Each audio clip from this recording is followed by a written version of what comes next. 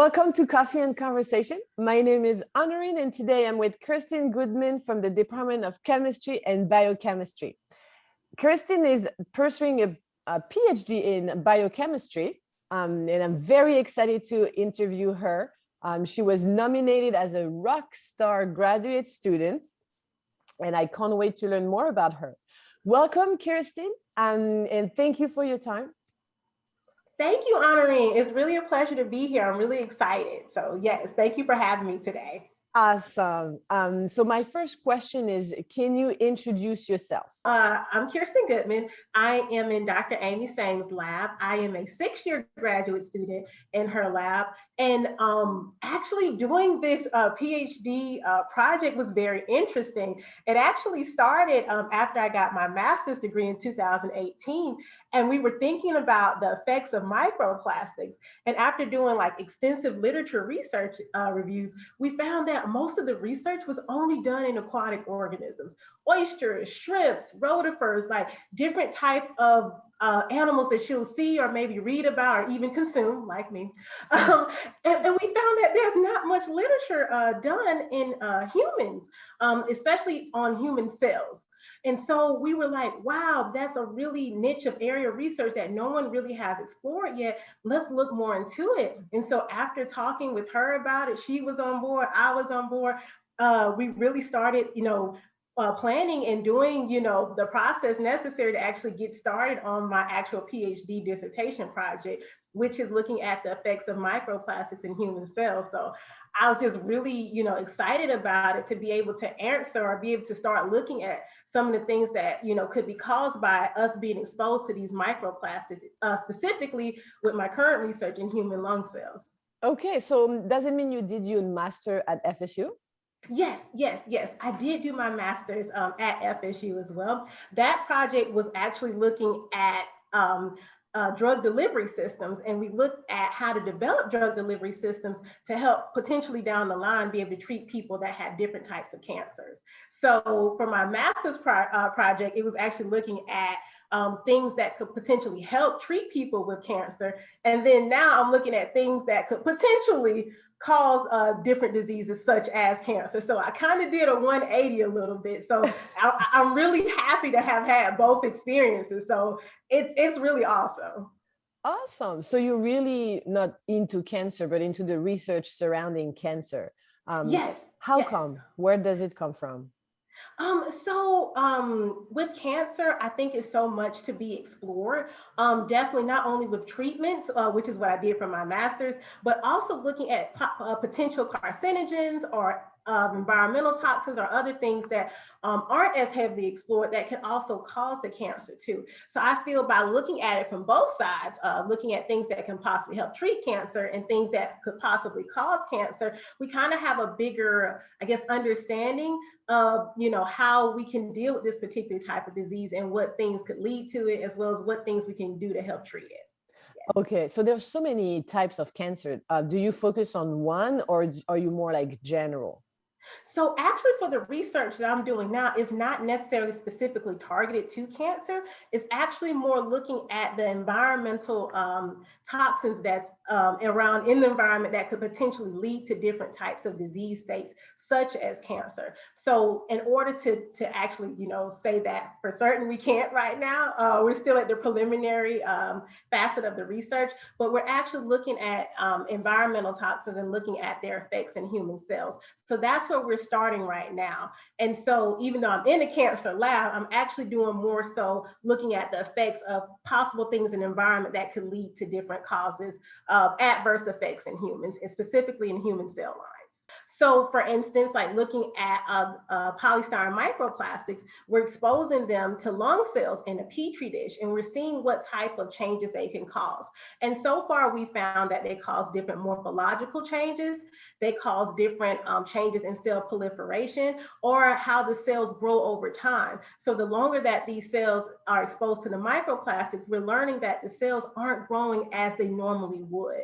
And so these are really like different interesting types of of effects, right? But because we're just noticing them from the effect standpoint, and we haven't really looked more into pathways, which are different type of proteins or genes that are activated or deactivated into how they can cause a disease, we can't say for certain that they're causing any disease. We're more so looking at the preliminary studies of what could possibly lead to certain type of diseases, such as cancer. So we're still at the very, very beginning of our research. Wow, that's fascinating. I do Thank literature, so you. I find that fascinating. Like you actually have, an impact in the world. I don't have any impact. Oh, you say that, but that's not true. Okay, there are people like me who can't spell, who needs people like you to explain these things to me. Okay, like I need that. So yes, please continue doing what you're doing. Like, So you said you've been doing this PhD for 6 years, yes. but you also said you at the preliminary stage. So what is your timeline?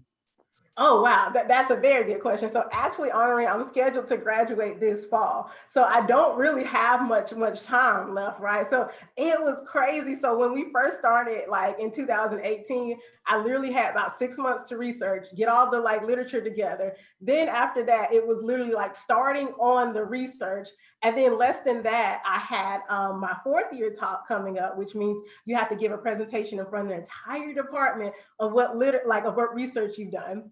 Then I Okay. think 4 months after that, I had a committee meeting. And then I recently just had a data defense on in April. And then this fall I'll defend. So it's been like a very crazy tight timeline in order to get the research, like produce it and actually be able to like present it. And by the way, get a publication too. So I feel so blessed and happy that, I was able to get all this done in like a very, very short amount of time. So yes. Yeah. So how did COVID impact your research? Because I mean, you do everything in lab, and I've interviewed a lot of people that say the lab were closed, and so they had to shift their focus and be more on the literature review part. But it sounds like you did that part at the beginning. Yes.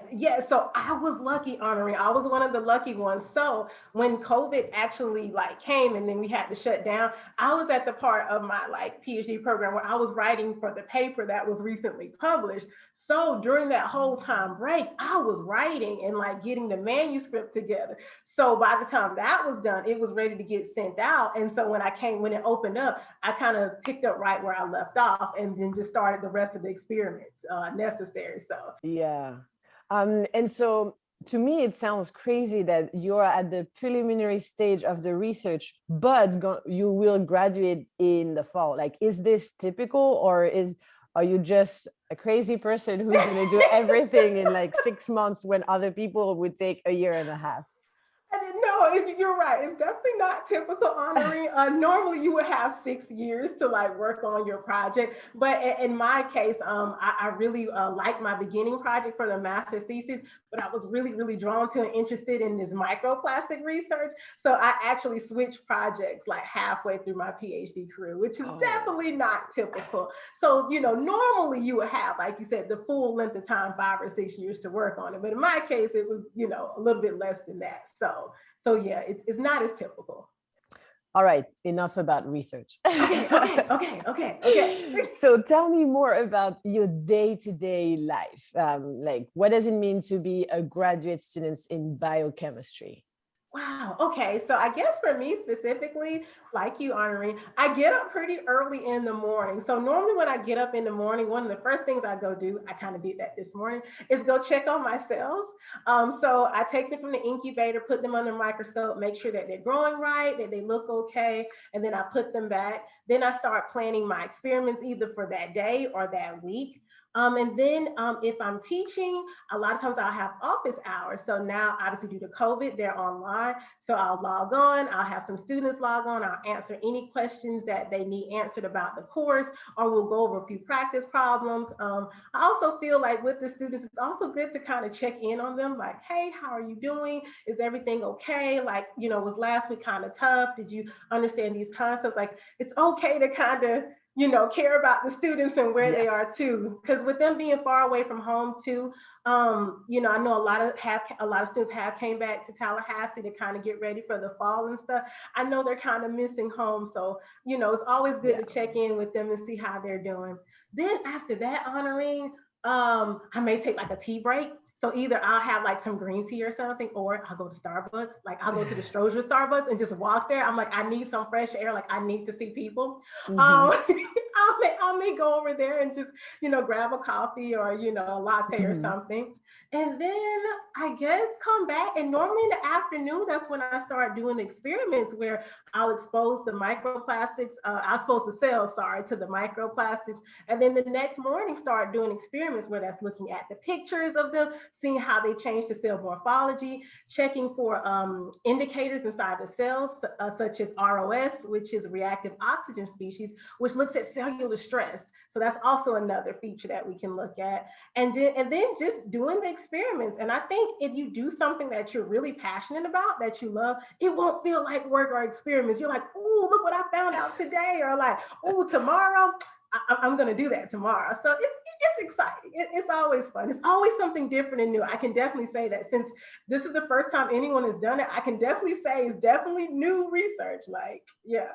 Wow, that's awesome. But what do you do for yourself? Like, do you like to exercise? Do you like to watch TV? Do you like to play video games? Oh Or you man, just do research? so you're gonna laugh at me. I do like to go shopping, like when I can, like maybe go Uh-huh. to Marshalls, okay, maybe go to Trader Joe's, like even Ooh, Trader grocery Joe's. shopping. Right. Okay, so you feel me, Trader I love Joe's. So grocery shopping. I love it. me too. Honorine, when we graduate and we get like an adult job, then we're gonna be in there all the time, like all the Hopefully. time.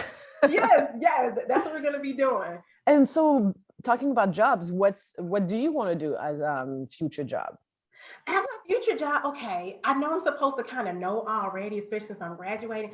I'm still looking, honestly. I don't know yet, Honorine. Like, I have to kind of figure it out. So I'll either probably do a postdoc, which means I would do research in a lab anywhere from 1 to 3 years, to kind of Mm. supplement a lot of the research I'm doing now. It can be on the same project or a different project. I could work for industry, like for companies like Pfizer or Merck Chemicals.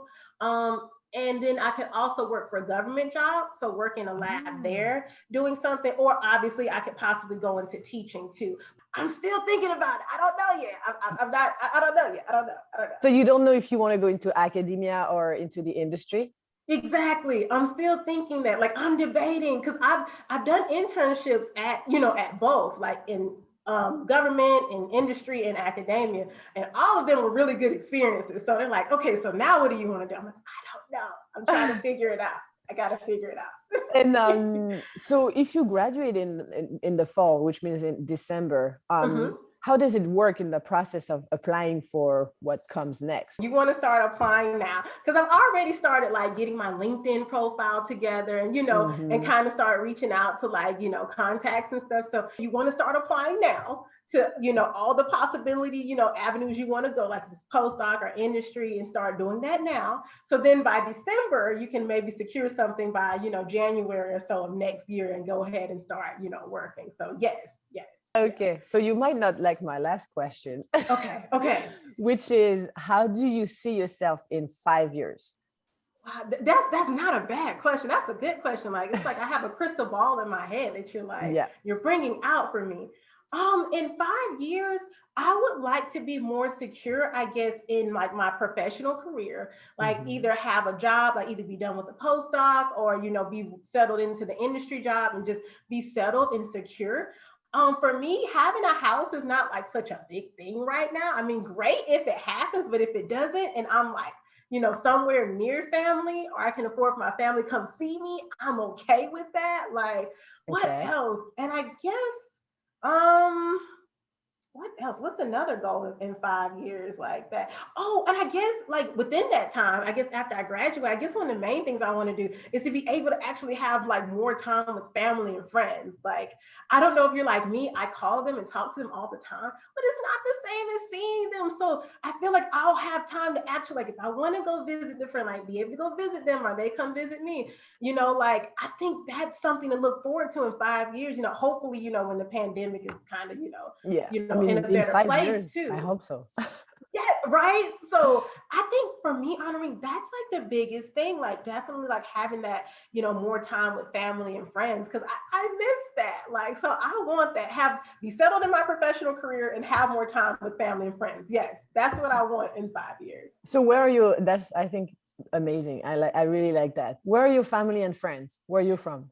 Georgia, Oh, Georgia. it's so close You though. say that, but a lot of my family's like in Atlanta. So then like Tallahassee and then Atlanta. So it's kind of like further. Luckily, like my immediately family is in Albany. So that's not too far.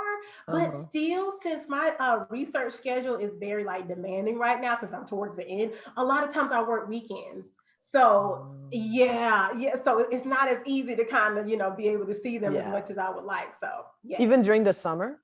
Even during especially during the summer. Oh, wow. Okay, so with our department, like the summer, like they see it as, since you're not teaching or you don't have as much teaching, they're like, oh, that means you can get more work done. So Oh, so it's not a summer. People in science don't like the summer. exactly. All right. Well, thank you so much for your time. It's been a blast. I love your energy. Thank It's you. it's so awesome. I love that. Yeah, I love that. Your enthusiasm about your research is really inspirational, Thank you. and I really hope you keep that motivation and energy for a long time. I appreciate it, Honorine. Thank you for having me. Like this was fun. Like this wasn't even like an interview. It was like we were just talking and just chilling. Like Exactly. I love this. We call it an interview because it's basically you and I ask the question and you answer. Yes. But But I it's love this. very chill. Yeah. No, I love cool. it. I'm so happy to hear that. Oh, well, I guess we're coming to an end and stuff. I feel like we just got started. Like I was going to ask you, like, what's your favorite, like coffee or tea or something, like, like. Oh, I love tea. I don't drink coffee. Oh, what type do you like? Chai tea? No, I'm not really. I'm not really. Okay. I'm not into spices. Okay. Okay. What type of tea? We got to talk So about it before you go. I like black tea and Yes. fruit tea. But yesterday I went to. So I'm in San Francisco right now. Yesterday I Yes. went to Chinatown and there was this tea tasting, and I was like, ah. I'm jealous. Oh I'm my pretty sure in gosh. Atlanta you must have realty somewhere. It's such a We big city. we do, but see, I would have to go there, like from Tallahassee and drive there. You already there in San Francisco. See, you don't have to, Yeah, yeah, see, I'm it's more I'm convenient. already there. So again, thank you for your time, and I Thank wish you the you. best for your graduation in very few months. Yes, thank you, Honorine. Thank you for having me.